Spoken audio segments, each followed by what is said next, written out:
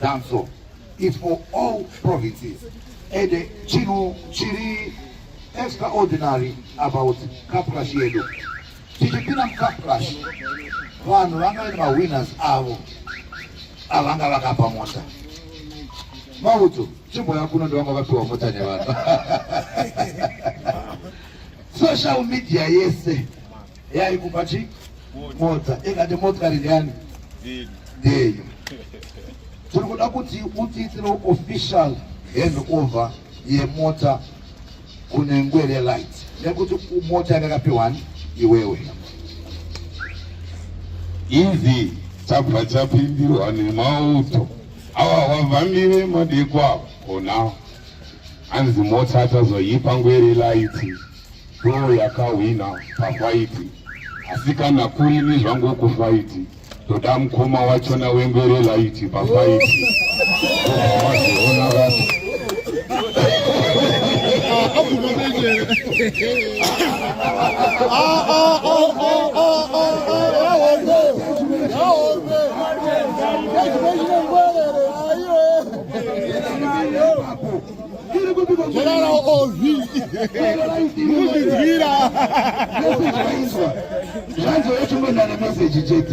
Right, Amana. I do my prizes. They want to participate in Cup Clash. He set here that I saw, including Beda, and the same as the headset here. Yeah, full set. Zugenda wana number 2 kwa scan. I get a number 2 my baby. Congratulations. This is your prize.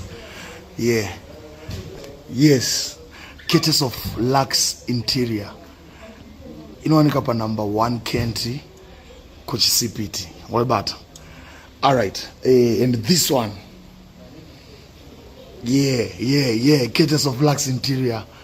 Irwenda wana number 1 kuma ladies. Kuna Lady D. Congratulations to you, Lady D. Ona wanembeda ne headset. Gaya mvanongo. Masini manyama ndia kwa mvanongo. Congratulations sister. And it sakapa kuda mkwasha hapa. Tada! Yeah. Can you guess kuti irupwani? Can you guess kuti irupwani?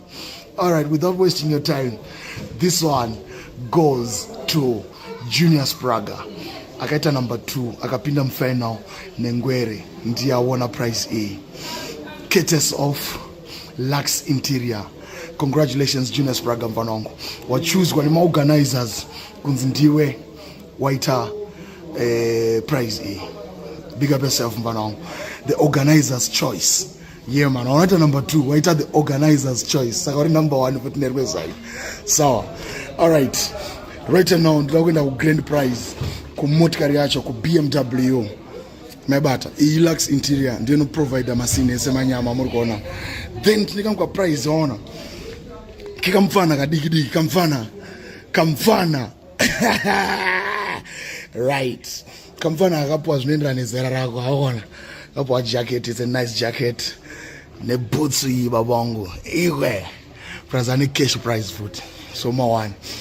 And I just want to say big up to Cheapers Promotion for organizing such an event. Mawana. Tarisaoni my youth to Astorama prize now. Chaka Chaya. And people are still coming. Yeah. Right. Awana. Cup Clash winner. Icho Ngwere. AKA Silent Skiller.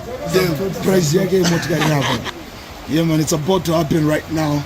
Cases of Cheapers Promotions and P and M Motors. Yeah, BMW.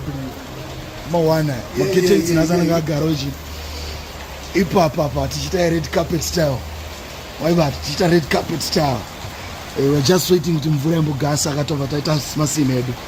Yeah man, it's happening today. Hand over my prizes. Wapana my prizes with why is it? So big up to Cheapers Promotions. Mawana ngani mboivura motikari yati wana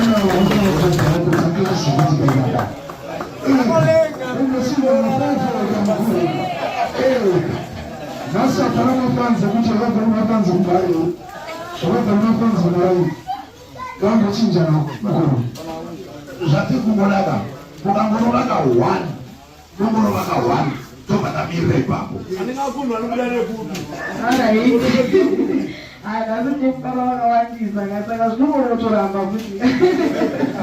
Alright. Ndikatinaro dziye dzabatiza moto mudhani vakundibvunza sei ndichidiwa nemafani manje ndengeda kupeketa chibhani ndakutora zvese maisa nemarani otaura zvandinoda kostere kwenu mabhazi nemangoma vari kumanyamusheni.